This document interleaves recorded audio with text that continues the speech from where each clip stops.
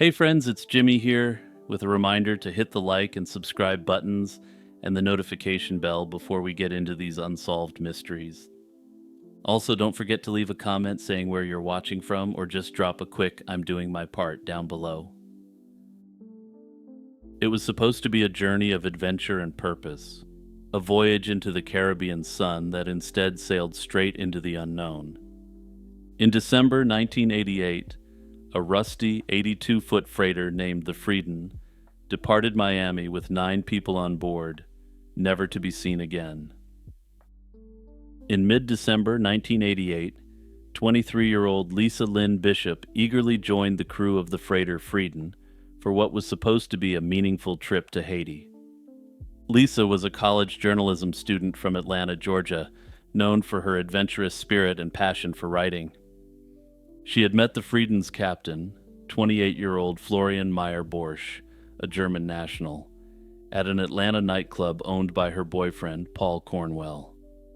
Described by Lisa's mother as a drifter, Florian had sailed the Caribbean before and sometimes went by the alias David.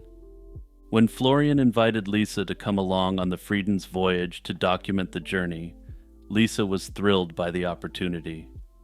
Bizarrely, she hoped to write an article highlighting the stark economic contrasts between the wealth of America and the poverty of Haiti. I'll be dissecting this supposed reason for going along on the trip later, but for now, I'll just say, this is a highly unusual reason for boarding a dilapidated vessel and sailing to Haiti. Lisa's loved ones, however, had misgivings from the start. Her parents, Bill and Linda Bishop, and her longtime boyfriend Paul all urged her not to go, sensing something was off. Despite these warnings, on December 17, 1988, Lisa and Florian left Atlanta for Miami to embark on the journey. That afternoon, around 2:30 p.m., tugboats guided the Frerieden down the Miami River and out to sea, bound for the port of Gonabs on Haiti's northwest coast. The ship allegedly carried humanitarian supplies for Haiti, and a crew of 7 Haitian men, in addition to Florian and Lisa.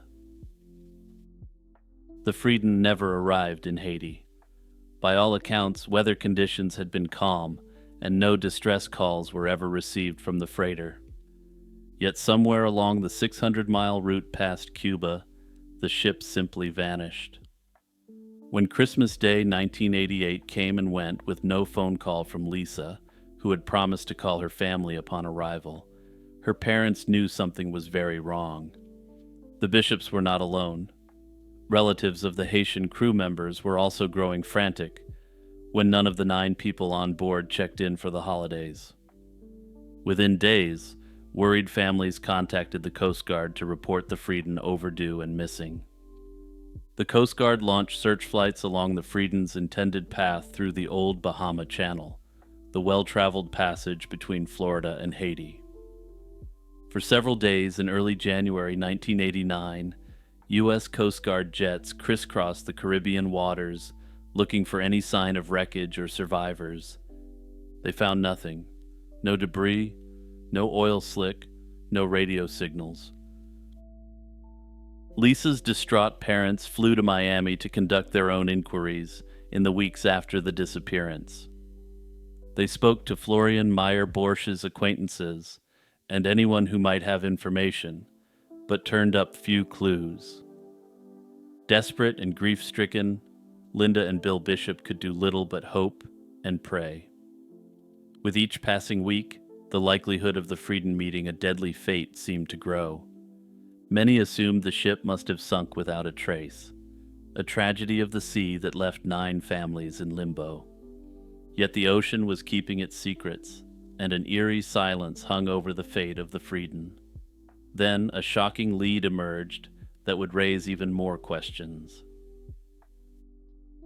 4 months after the Frerieden disappeared, an astonishing tip gave the families a glimmer of hope.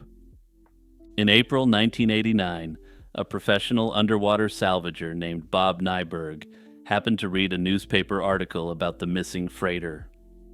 The name Frerieden jumped off the page at him since he had done a double take when he saw the ship assuming it was supposed to be named Freedom. He even made a snarky remark about the spelling to a friend right after he saw the ship, providing some degree of corroboration, though the friend didn't see the ship. Bob realized he had seen that very ship in the Georgetown harbor of Grand Cayman Island, roughly 500 miles west of Haiti. Disturbingly, this sighting was in early January 1989, a time when the Frerieden should already have been missing at sea. This stunning eyewitness account electrified Lisa's family and friends. If Bob Nyberg truly saw the ship in the Cayman Islands after it disappeared, that meant the ship hadn't sunk immediately. Lisa's parents began to believe that she was likely alive, but being held against her will, since she hadn't contacted anyone. Clinging to this hopeful possibility, Lisa's boyfriend Paul Cornwell teamed up with Bob Nyberg to investigate further. In May 1989, the two traveled to Grand Cayman to retrace Nyberg's steps.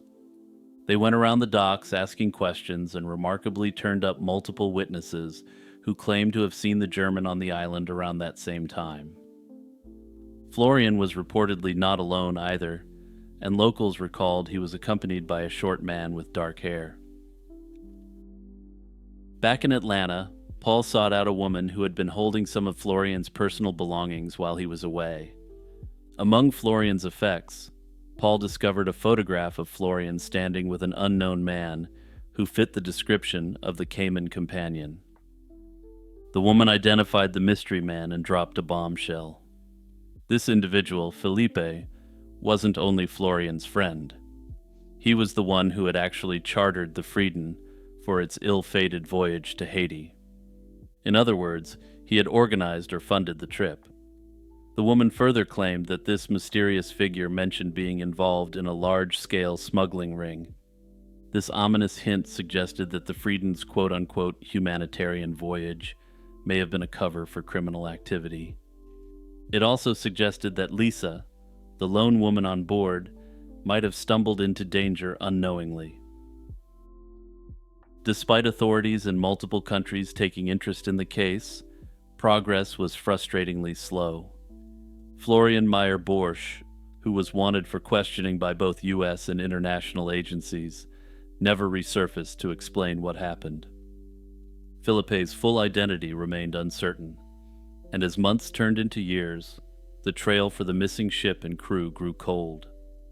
The brief hope sparked by the Grand Cayman sighting faded, and no further verified sightings of the vessel or crew materialized. Notably, none of the Haitian crewmen aboard ever contacted their families again after December 1988. Even Florian's own parents in Germany told investigators they hadn't heard from their son since the ship's disappearance. Every indication was that whatever befell the Frerieden had likely been deadly, yet without any physical evidence, the case remained a nightmare of ambiguity. What really happened to Lisa Bishop and the crew of the Frerieden has been subjected to significant speculation over the years. Early on, many assumed the simplest explanation. Perhaps the Frerieden sank in a sudden catastrophe, such as a rogue wave or structural failure, drowning everyone aboard. Indeed, the complete absence of wreckage or calls for help suggests a swift, all-consuming disaster at sea. However, this theory clashes with the credible testimony that the ship was seen safely harbored weeks after leaving Miami. If the Frerieden had sunk, there obviously couldn't have been such credible sightings of the ship or Florian and the mysterious figure. The timing of Nyberg's sighting effectively ruled out an immediate accidental sinking. Another grim scenario points to piracy or a criminal ambush on the high seas. In the late 1980s, Caribbean waters weren't entirely safe from modern pirates or smugglers. Some suggest the Frerieden might have been targeted by traffickers or other criminal elements who seized the ship for its cargo or for nefarious purposes. Under this theory, those on board could have been slain or set adrift. The fact that Felipe, the man who chartered the Frerieden, was linked to smuggling operations bolsters the idea that illegal business was afoot. It's conceivable that a deal went bad. Perhaps the Frerieden was transporting contraband, and an organized crime group intercepted it, eliminating witnesses. However, if this was accurate, this begs the question of why Florian was spared if he wasn't in on the operation in some way. Perhaps the most disturbing theory is the possibility that Lisa met a fate worse than death. Some have speculated that Lisa Bishop was kept alive and trafficked after the Frieden's disappearance. In this scenario, Florian and any co-conspirators might have intentionally lured Lisa on the trip to hand her over to criminals involved in trafficking. Some have hypothesized that the crew could have been eliminated and Lisa trafficked by Florian himself. This would explain why Florian was seen weeks later with the man who chartered the vessel. An even darker twist on this suggests that the Haitian crew members, of whom little is known, could have been subjected to an illicit organ harvesting operation on the high seas. Yet another angle considers geopolitics. Given that the Frieden's route skirted near Cuban waters, one theory claims that perhaps the ship strayed off course and was intercepted by Cuban authorities. During the Cold War era, there were incidents of Cuban forces detaining vessels and crews. Some have questioned if Cuba secretly captured the Frieden, perhaps eliminating those on board and never admitting it. However, there's no corroboration for this scenario, and it seems less likely than piracy or smuggling. Still, others believe that Lisa may never have made it to Miami at all, since there's never been any independent verification that she boarded the ship. That said, the authorities have worked under the assumption that she was on the ship, and it's possible that they know something that they haven't disclosed to the general public. In truth, Florian Meyer-Borsch himself remains the biggest enigma and the prime suspect in the eyes of authorities. Investigators believe Florian knows, or knew, exactly what happened on that voyage. He may have orchestrated a scheme with the mysterious man, whether it was running drugs, weapons, or something else, and the plan went horribly wrong. It's also possible Florian was an unwitting pawn who got in over his head. The fact that Florian never resurfaced, not even to contact his own worried parents, suggests he was deeply entangled in whatever dark fate befell the Frieden. If he's alive, he has been in hiding for over 35 years. Law enforcement still wants to question Florian Meyer-Borsch, but he has effectively become a ghost. Felipe, whose last name and full identity were never confirmed publicly, is similarly elusive. Without them, the full truth of the Frieden may never surface. The more I think of Lisa Bishop's decision to board the Frieden, the less it holds together. Not emotionally, not practically, not logically. She wasn't a seasoned journalist embedded with a legitimate aid organization. She was a 23-year-old college student, invited at the last minute by a drifting nightclub acquaintance to tag along on a decaying freighter crewed by strangers. The premise sold to her, that she'd somehow document Haitian poverty from the deck of a rusty cargo ship, was paper thin. There was no publication lined up, no editor waiting, no clear plan beyond vague ideals and romanticized risk. Even the logistics don't make sense. Serious reporting requires access, safety, and structure. Lisa had none of that. She wasn't fluent in the language, wasn't affiliated with a relief group, and wasn't traveling with fixers. She was essentially being asked to wander into one of the poorest countries in the hemisphere, aboard a ship captained by a man who raised red flags for everyone except her. My guess is that Florian used a classic romance scheme to lure her and then turned around and sold her. Personally, I have some doubts she even got on the ship. Hey everyone, just a quick reminder to click the share button and send this video to your friends and family. Also, don't forget to check out the YouTube membership and the Patreon. You can join up for as little as $1. On December 12th, 2024, a set of human remains was found beneath railroad tracks along Alameda Street in Compton, California.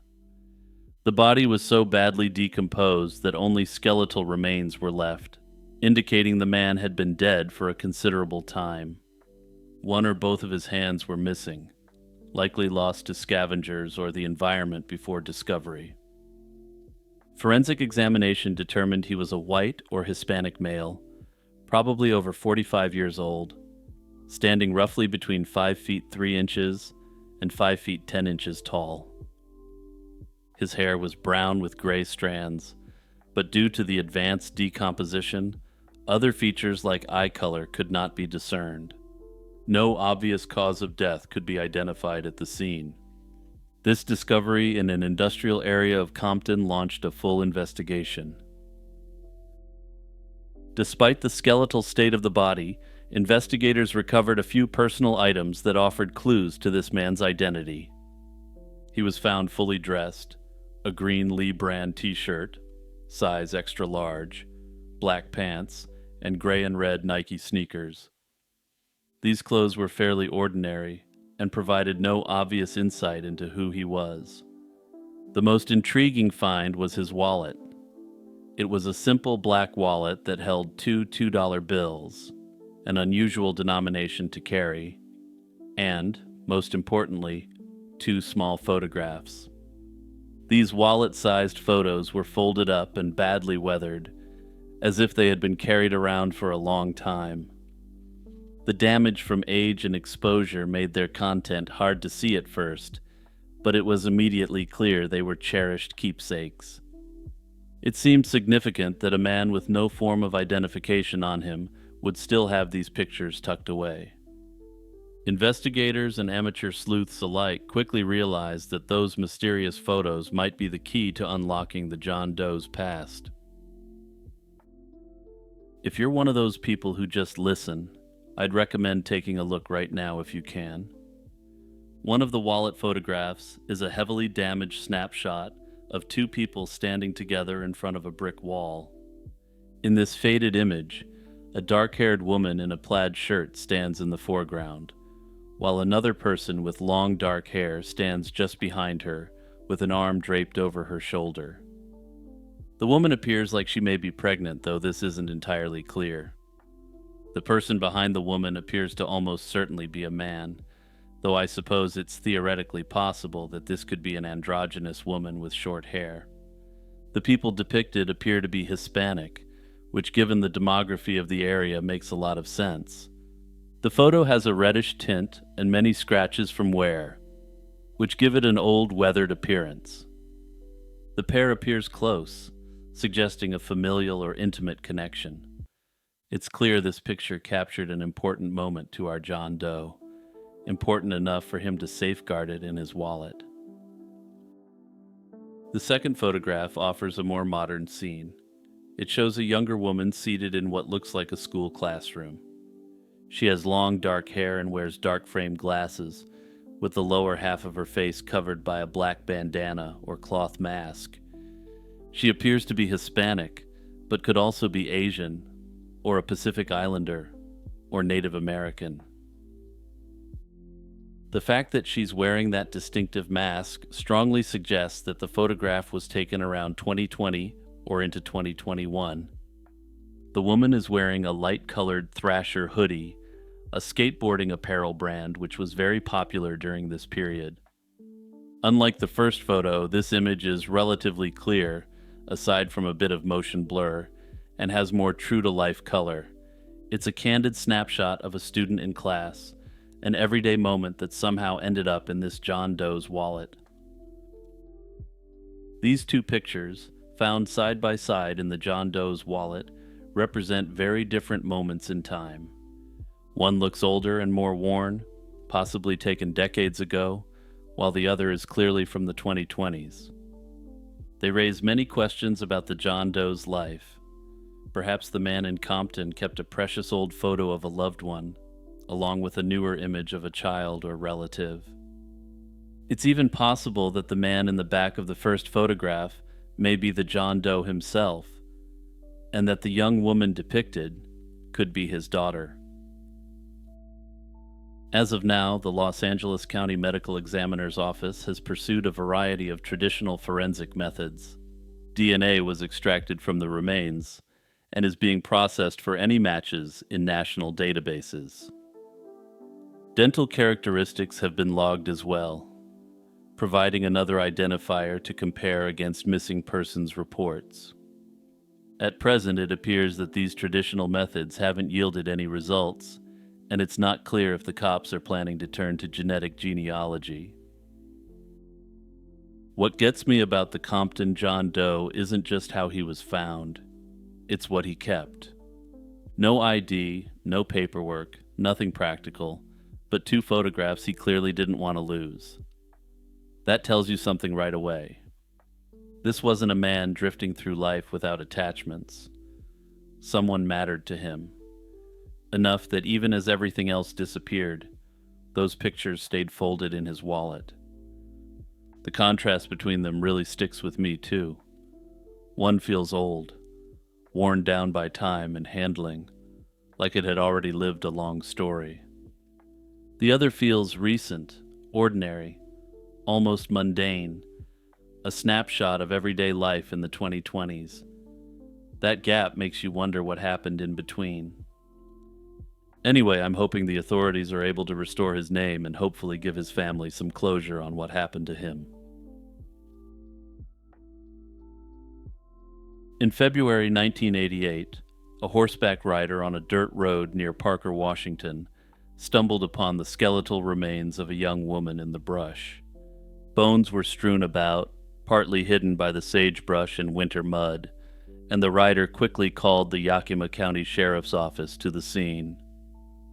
The grim scene marked the beginning of a mystery that would span nearly 4 decades without answers. The site was on Yakima tribal land by the Yakima River, and the body had been left just out of sight of passing drivers. Sheriff's investigators could tell the remains had been exposed for many months. An autopsy later suggested the woman had been dead for roughly 4 to 10 months before discovery. No obvious signs of trauma were found due to decomposition, so the medical examiner couldn't determine an exact cause of death. However, the circumstances strongly hinted at foul play. As it would turn out, Rosa Everts was the woman behind this Jane Doe mystery. She was 31 and living in Toppenish, Washington, at the time of her disappearance, though originally from California. Rosa was last seen in early December 1986 by her roommate, then she seemingly vanished. The roommate assumed Rosa had gone back to California as planned, but by August 1987, Rosa's family reported that she never arrived home. Realizing something was wrong, the roommate filed a missing person report with Toppenish Police on August 6, 1987. For nearly 37 years after the body's discovery, Rosa's name remained unknown. Investigators tried to find her name using the tools available at the time. They preserved her skull for facial reconstruction images and circulated composite sketches, but no match was found. The victim was a small-framed woman with dark hair which was bleached in the front. She was found wearing distinctive clothing, a long-sleeved lavender blouse with a Spanish-language label, matching lavender pants, and brown bowling shoes. Interestingly, detectives even checked local bowling alleys to trace those shoes, but that went nowhere, and no one recognized them or the woman. Early in the investigation, authorities noted the woman's high cheekbones and facial structure and suspected she might be of Native American or Hispanic heritage. However, no missing person report from the Yakima Nation or surrounding communities seemed to fit her case. In 2018, Yakima authorities announced they would exhume the unknown woman's remains to obtain DNA for further testing. Due to funding delays, the exhumation took place in October 2021, after which DNA was successfully extracted and entered into national databases. In 2025, the Yakima County Sheriff's Office partnered with a private forensic lab to perform advanced DNA sequencing and genetic genealogy on the case. Using this approach, scientists built a comprehensive profile of the victim and began searching databases for relatives. But as you're about to see, this wouldn't end up being a case solved by genetic genealogy, but rather by more standard genetic investigative work. Around the same time, a Toppenish police detective, Scott Pottle, re-examined Rosa Everett's long-dormant missing person file. In August 2024, Detective Pottle tracked down Rosa's mother and sister, who were living in Utah. These relatives provided reference samples, which were then directly compared to the genetic evidence from the unidentified remains. Finally, on October 22, 2025, investigators received confirmation of a match. The DNA from Rosa's mother matched the victim, proving she was Rosa. In December 2025, the Yakima County Sheriff's Office announced that the 1988 Jane Doe had been positively identified as Rosa Everett. For Rosa's family, the news brought bittersweet relief after nearly 38 years of not knowing her fate. They finally had an answer and could reclaim her remains to lay her to rest with dignity. However, identifying Rosa is only the beginning of a new chapter. Her death remains an unsolved crime, and investigators have reopened the case in hopes of delivering justice. The Yakima County Sheriff's Office have urged anyone with information about Rosa or who knew Rosa in the 80s to come forward. Detectives are piecing together Rosa's last known activities in late 1986 and exploring whether her killer could have been among the serial predators active in the area at that time. The mysterious Jane Doe that was found on that lonely road in 1988 now has a name, and investigators are determined to write its final chapter by bringing her killer to justice. On June 21, 2004, Jim Donnelly arrived at New Zealand's Glenbrook Steel Mill and signed in for work as usual, but he never signed out. By that evening, the 43-year-old engineer and father of two had vanished, leaving his car in the parking lot and even his uneaten lunch still on his desk. A search of the massive mill complex and surrounding area found no trace of Jim that day. It was as if he had walked into thin air at his workplace, baffling his family and investigators alike. Jim was a veteran employee with nearly 20 years of exemplary employment at the steel mill. That Monday morning seemed ordinary. He chatted with his wife Tracy before heading out and followed his routine at work, changing into his safety gear and starting the day. He was seen by a few colleagues around the mill's locker room and his office, but he failed to show up for a 9 a.m. meeting, the first sign something was wrong. When coworkers checked, Jim was nowhere to be found, yet his car remained on site, and his computer hadn't even been turned on. Concern grew throughout the day as it became clear that Jim wasn't coming back. By 6 that evening, with no word from him, Jim was officially reported missing, and police were called in. In the days before he disappeared, Jim exhibited uncharacteristic anxiety and secrecy. The weekend prior, he acted oddly, and on Saturday, June 19th, he abruptly backed out of a planned night out with Tracy, claiming he had an urgent meeting he wouldn't explain. He even rented a suit for this mysterious Saturday night errand. When he returned later that evening, Jim still refused to tell his wife what had happened. The next day, Sunday, he was visibly agitated and spoke vaguely about needing to avert a crisis at work. He paced around, ate little, and went off on his own for stretches of time, leaving Tracy deeply worried. Jim assured her that his family was most important and she shouldn't worry, but he kept his troubles to himself. It later emerged that Jim had even turned up at the mill on that Sunday, when he wasn't working, and been escorted off by security. All of these signs suggested Jim was under some intense pressure in the lead-up to his disappearance. Police and search teams launched an extensive search of the steel mill and its surroundings as soon as Jim was reported missing.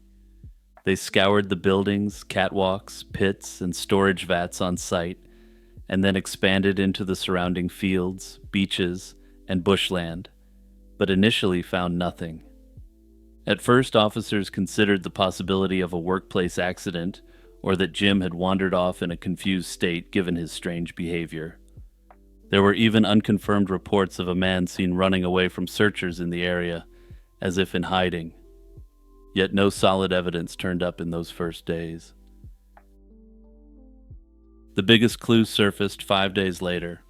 Workers discovered Jim's hard hat lying near a vat of acid in a restricted part of the mill. This was an area that had supposedly been thoroughly checked already. Investigators drained the acid tank and found several of Jim's personal items inside. They found his work ID card, safety glasses, Palm Pilot, cash, a credit card, and a single work key. Curiously, his key ring with his house and car keys was missing and never recovered.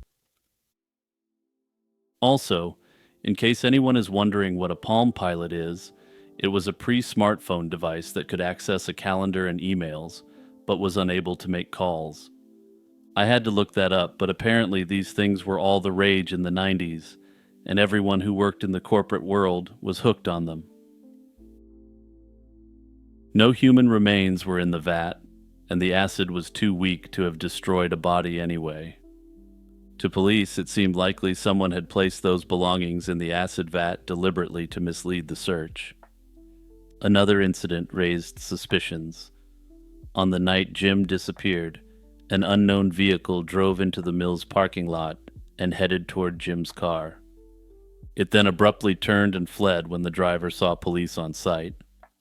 Investigators believe that person intended to move Jim's vehicle to make it appear he left the mill, but the quick police response stopped that plan. These eerie clues, the staged placement of items, and the mysterious car pointed away from a simple accident or voluntary departure. However, with no sign of Jim himself, investigators were left with more questions than answers. Investigators examined 4 main scenarios for Jim Donnelly's fate. Perhaps Jim suffered a fatal mishap at the mill and his body was missed. Yet despite exhaustive searches, including draining other tanks, no trace of his actual body was ever found. The idea of a voluntary disappearance has also been investigated, but this theory has little support. Jim left behind his wallet, vehicle, and all personal effects, and his bank accounts showed no secret withdrawals. He had no financial or personal problems that would drive him to flee, and reports suggest he was living a very comfortable middle-class lifestyle. Simply put, it's hard to imagine him abandoning his family and his entire life without a word. Many, including Tracy, Jim's wife, suspect he met with foul play. Perhaps he saw or learned something at work that made him a target. His odd behavior suggests he was worried about a serious issue, and the staged clues and missing keys hint that someone else was involved. Tracy was also frustrated that police interviews with mill staff were limited and that the company refused to let a private investigator on site. Unfortunately, without any concrete evidence or a body, this theory remains unproven. In 2007, a coroner concluded that Jim was presumed dead, but that the cause of his disappearance remained unexplained. For Tracy and their children, the lack of closure has been devastating. The case remains open, and investigators periodically revisit it with fresh eyes and new technology. However, despite their efforts so far, there's been no breaks in the case, and the disappearance of Jim Donnelly remains a haunting, unsolved mystery. On a tranquil summer day in 1991, beneath the elegant arches of England's Ouse Valley Viaduct, a chilling discovery shattered the peace. A young man's body was found hanging from a tree on a railway embankment just south of the viaduct, near the village of Balcom in West Sussex. Over 3 decades later, this man remains unidentified, known only as the Balcom John Doe. The John Doe was a young white male, estimated between 20 and 25 years old. about 5 feet 10 inches tall with dark brown curly hair and brown eyes. There were no signs of foul play, and the cops later noted that nothing suspicious was evident in his death. Yet the absence of identification and the mystery of his presence in that location turned this into an enduring investigation rather than a closed case. The young man carried no ID, no letters, and no obvious clues to his name or origin.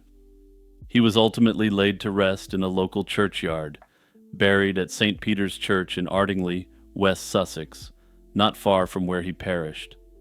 A simple grave holds his remains, but even today it bears no true name. Although his identity was a mystery, the Balcom John Doe was not without personal items.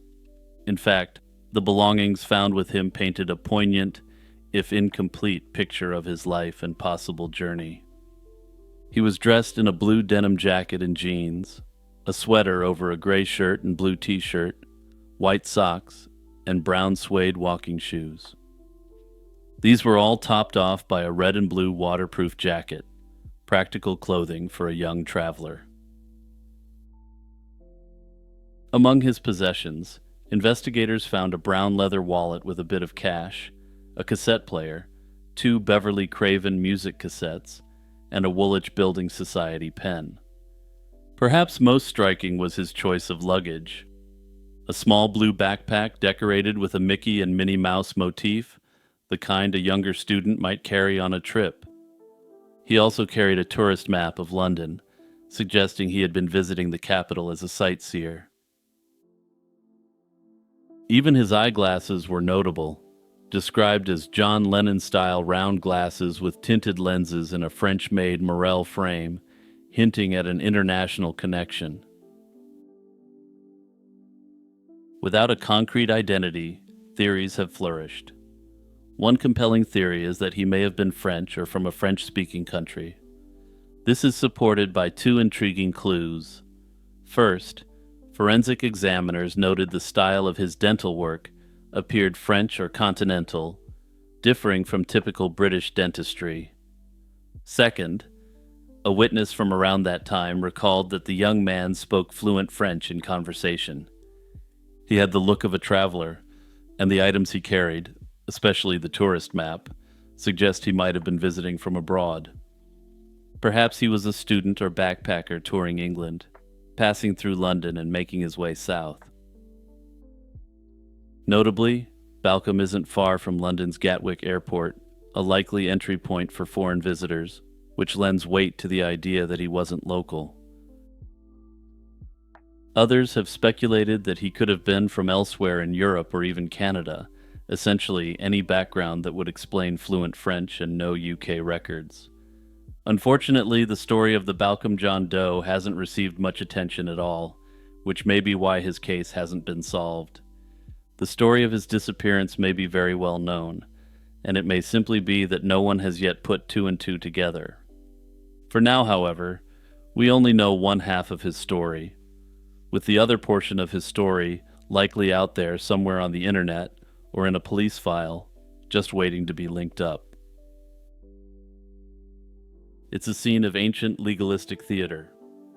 Whenever a new Bishop of Durham assumes office, he's met at Croft Bridge, the entry point to his diocese over the River Tees. This is a political ceremony, a fossilized feudal contract. The Lord of Sockburn, or in modern times the Mayor of Darlington, steps forward holding a magnificent, ancient sword. This is the Conyers Falchion. The holder presents the blade and recites the words of tenure, a speech that has echoed for centuries. He declares that this is the very falchion the champion Conyers used to slay a terrible, quote, worm, dragon, or fiery serpent that was devouring, quote, man, woman, and child. The manor, he explains, was granted to the Conyers family to be held by this very tenure. The bishop is the stand-in for this family, which has long faded into the pages of history. The new bishop, acknowledging his authority as the region's temporal and spiritual ruler, takes the sword and immediately returns it. This ritual, first recorded as a token of land tenure in 1396, is a stunning piece of living history. It's built on a fantastic premise that a noble family's vast estate was a finder's fee for literally slaying a dragon called the Sockburn Worm in 1063. The earliest detailed accounts we have, preserved in 17th century manuscripts, explain the background of this mighty beast. The creature was a specific type of two-legged winged dragon. It terrorized the lands of Sockburn, a village nestled in a tight loop of the River Tees. The beast's breath was so lethally toxic, and its scent so strong, that it would disable people and then consume them. Into this chaos stepped the hero, Sir John Conyers. He prepared for the battle not just as a warrior, but as a devout champion. Sir John rode to the local church in full armor and made a solemn vow in exchange for the power to defeat the dragon. He offered up his only son to the Holy Spirit, stating that if he failed to protect the people, his heir could be taken from him freely. It was a bit of an unconventional offering, but if the legend is to be believed, this was just the trick to solve the dragon problem. He then confronted the wyvern, and with his trusty falchion, slew the beast. The legend even gives his victory a physical marker, claiming he buried the monster's remains under a large boulder on the peninsula, a site still known today as the Grey Stone. For this great deed, the reigning king rewarded Sir John with the manor of Sockburn, to be held by his family forever. His son, too, was presumably grateful, as Sir John had offered him up as a bargaining chip if he didn't succeed. This is a powerful origin story, but the problem is, the Conyers falchion is a real sword. It's safeguarded in the Durham Cathedral treasury and can be viewed today. It's a magnificent and rare specimen of a medieval cleaver falchion, a single-edged curved sword. It's 3 feet long, weighs less than 3 pounds, and possesses a bronze pommel and crossguard with an ashwood grip. The pommel itself is the key. It's decorated with specific heraldic symbols, the 3 lions of England on one side and a black eagle on the other. This combination is a significant blow to the legend's timeline. The 3 lions motif wasn't even used in the English royal arms until 1154, and this specific set of arms is firmly dated by experts to the reign of King Henry III, or shortly after. The sword was forged, at the earliest, around 1270. The legend, however, emphatically dates the slaying to 1063, just before the Norman conquest. The weapon supposedly used to slay the dragon was actually made 200 years after the supposed event. This 200-year gap isn't a mistake, it's the entire point. It reveals the legend as a brilliant and masterful piece of political propaganda. The Conyers family were, in fact, Normans. They arrived in England with William the Conqueror and were granted their lands by the new regime. The legend, likely created in the 13th century to coincide with the forging of their new ceremonial sword, was a piece of political spin. By inventing a heroic ancestor and deliberately backdating his deed to 1063, they retroactively changed their own history. They were no longer foreign invaders who had been given the land. They were now local heroes who had earned the land by defending the native population.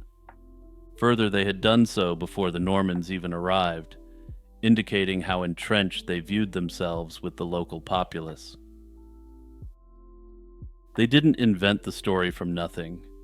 The northeast of England is worm country, with a plethora of similar legends. The most popular scholarly theory suggests the worm, a word from the Old Norse term ormir, meaning serpent, was potentially a lingering folk memory of Viking raiders. The Vikings' dragon-proud longships would have seemed like monsters as they raided up the River Tees, attacking religious centers just like the one at Sockburn. The 13th century Conyers simply co-opted this local fear, mixed it with the popular Christian archetype of a St. George-like dragon slayer, and cast their ancestor as the hero. In this way, they transformed their own history into something local and familiar, much more in line with the subjects they governed day to day. Though its origins were political, an attempt to enhance the reputation of a minor noble family, the legend's cultural power proved far more potent. The haunting landscape of Sockburn, with its ruined church and manor, became a pilgrimage site for romantic poets. But the worm's greatest legacy was secured by a child. In the mid-19th century, the rector at Croft-on-Tees was the father of a boy named Charles Lutwidge Dodgson. That boy, better known by his pen name Lewis Carroll, grew up in the rectory, which overlooked the very bridge where the Conyers Falchion was presented. He had been steeped in the local tale of the man who slew a fiery flying serpent with a special sword. It's almost certain that this childhood story of the Sockburn Worm was the direct inspiration for his nonsense masterpiece, Jabberwocky. The ancient Conyers Falchion was reborn in Carroll's imagination as the one, the only Vorpal blade. In the end, the truth of the Sockburn Worm, then, is more fascinating than any myth.